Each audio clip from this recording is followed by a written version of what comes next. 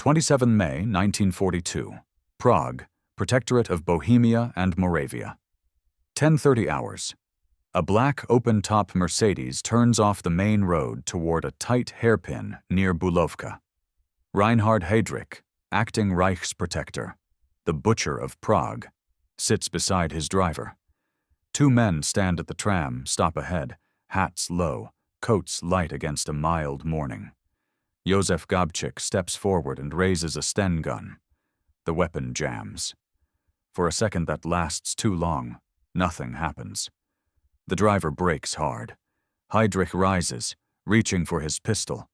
Jan Kubis moves. He arcs a grenade toward the car. The blast tears the Mercedes, shreds the upholstery, and drives fragments and horsehair into Heydrich's side. The air fills with dust and splinters. Civilians scatter. The assassins split. Gabcik on foot down a side street. Kubis bleeding from the face, into a bicycle, away from the intersection. Heydrich, still conscious, tries to fire, stumbles, and collapses. The plan that failed in one way has succeeded in another. Operation Anthropoid, insert 2 trained agents into occupied Prague to remove Heydrich, was built as a single, brutal pivot in a long occupation. The mechanics are as spare as the decision.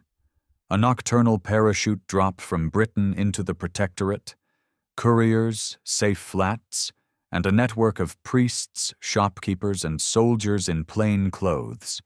A chosen turn in the road where a fast car must slow, a weapon that could fail, and a grenade that could not be unfired.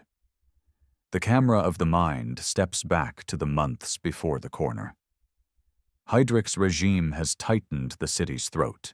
Arrests, informers, executions by firing squad at Kobylisy. The aim of Anthropoid is not only punitive, but strategic.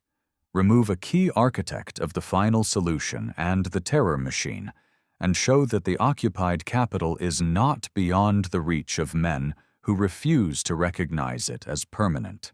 The agents, Gabcik and Kubis, train in England, study maps, memorize routes, and accept that success includes a high chance of dying after the act. On the morning itself, small variables become fate. The Sten's reputation for unreliability proves earned. The driver's decision to slow for the curve puts the car exactly where the grenade will be effective. Shrapnel and the car's own stuffing become weapons, forced into Heydrich's abdomen and back. He is rushed to Bulovka Hospital. Surgeons operate. For days, reports suggest he will live. Then infection blooms. On 4th of June, he dies. The operation's primary objective is complete. The occupation's reaction is immediate and without limit. The manhunt consumes Prague. Posters promise rewards. House-to-house searches multiply. Friends become risks. Strangers become dangers. Couriers burn contacts and lie low. The operation's secondary phase, escape or exfiltration, narrows into a single point.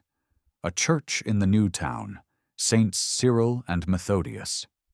In its crypt, a stone chamber under the floor, the assassins and several comrades wait, in air that smells of chalk and candle smoke.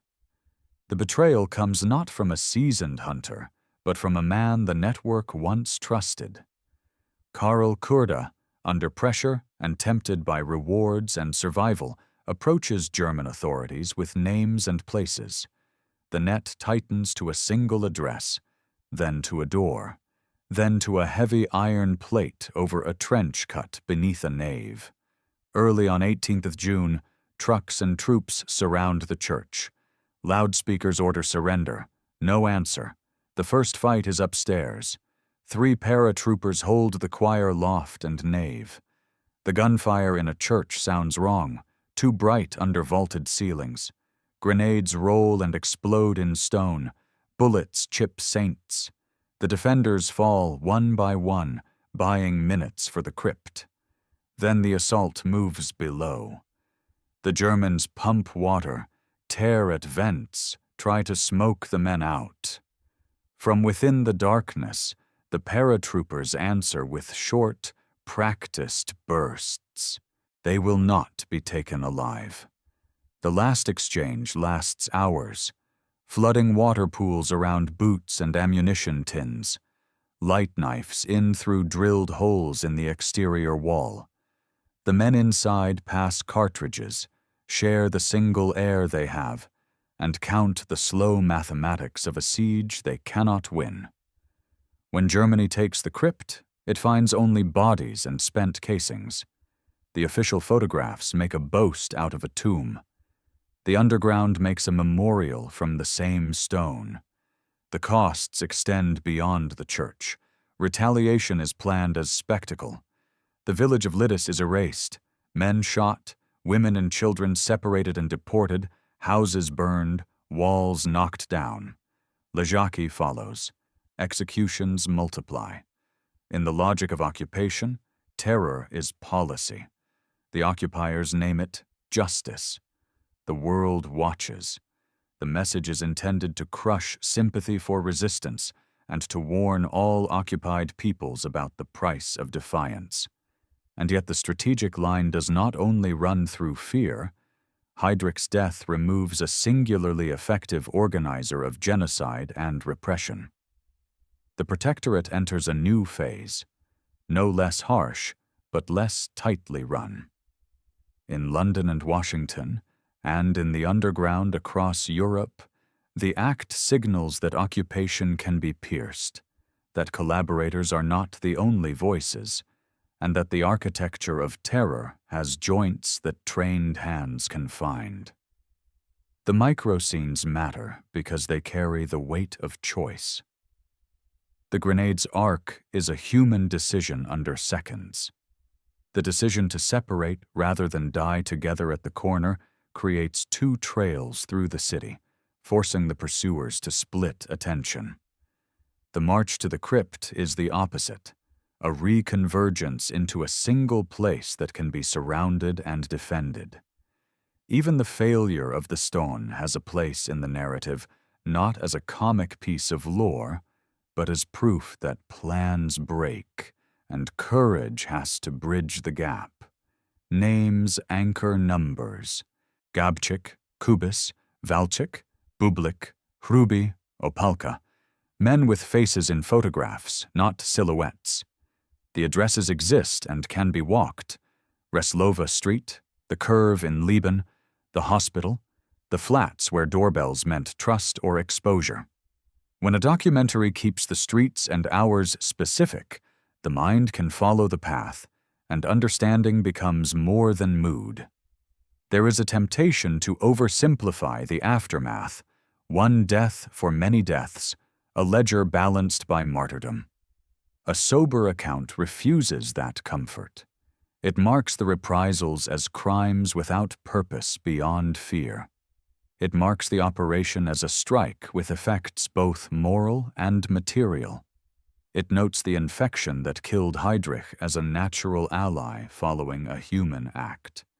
It keeps separate what is separate: heroism, cruelty, contingency, and the careful art of preparation that makes a grenade at a hairpin not a random blast, but a decision with a target.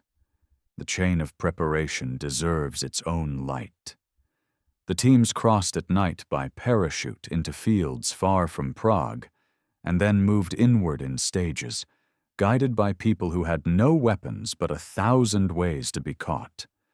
Forged identity cards, ration books, safe wardrobes that looked like nothing at all, churches that were more than churches. The decision to use a turn in the road came from walking those roads, scoping speeds, counting seconds, and mapping reactions.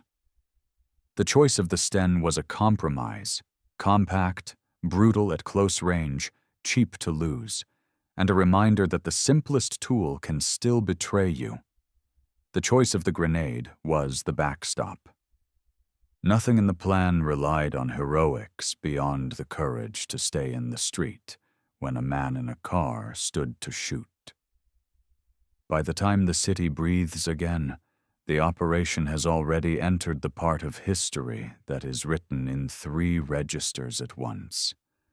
German records that praise their own relentlessness. Czech memories that keep names and faces, and Allied files that track cause and effect in clipped summaries. All 3 agree on the spine. A car slowed, a weapon failed, a grenade exploded, a man died days later, and a regime bared its teeth in villages that had no weapons at all. The space between those lines is where meaning forms. The epilogue is not soft, but it is precise. Jan Kubis dies from wounds after the church battle. Josef Gabcik takes his own life rather than be captured.